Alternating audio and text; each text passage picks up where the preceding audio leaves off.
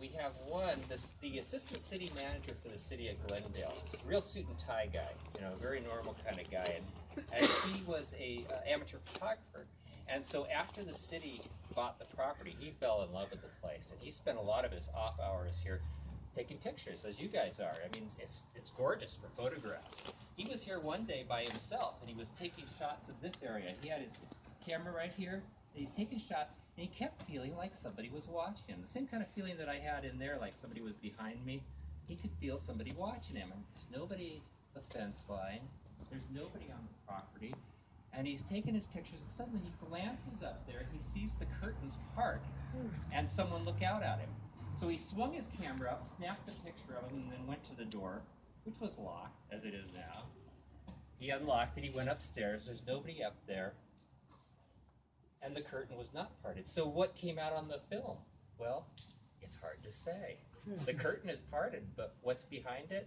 A shadow. Some people say it looks like a person. Some people say it doesn't look like anything.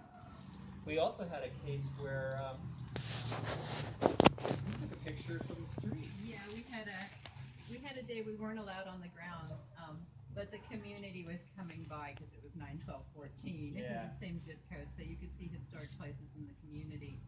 And we did it in the evening, so at the end of the thing, I walked around the block with my camera taking pictures from the outside, which I'd never done.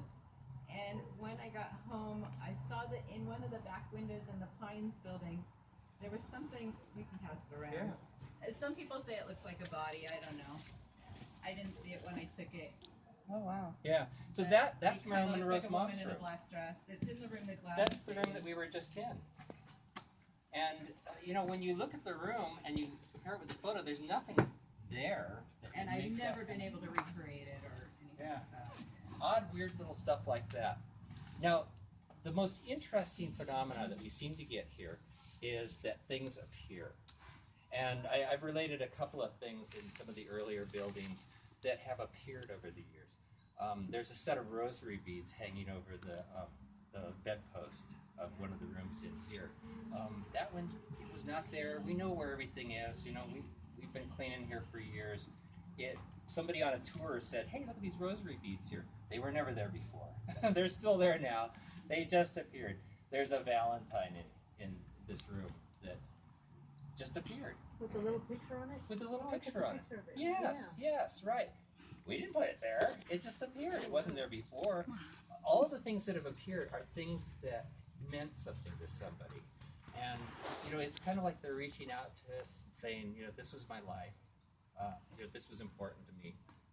But the biggest and most interesting thing that we've had up here is, again, talking about Bob McFall, the assistant city manager.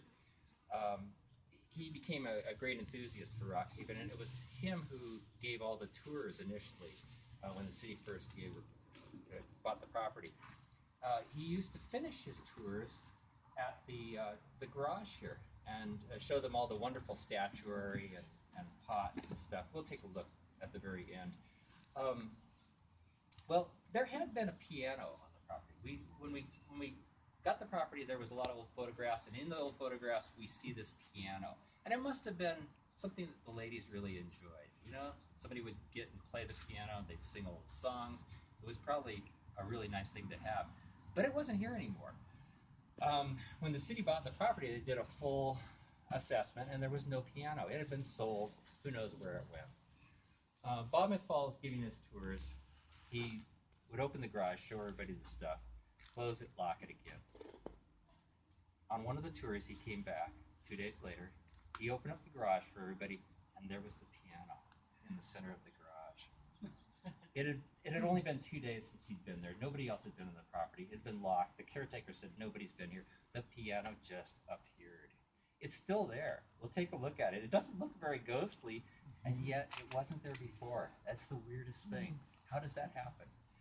We've had a number of ghost hunting groups come through, and all of them say the same thing. They say, it doesn't feel creepy here. It doesn't feel bad. It doesn't feel angry. It doesn't feel... There's maybe a little confusion. That's about it. But it was just a really nice place to live. And my theory is that people loved it here so much they just didn't want to leave even when they died. Let's go on to the next spot. Oh, you were going to ask a question?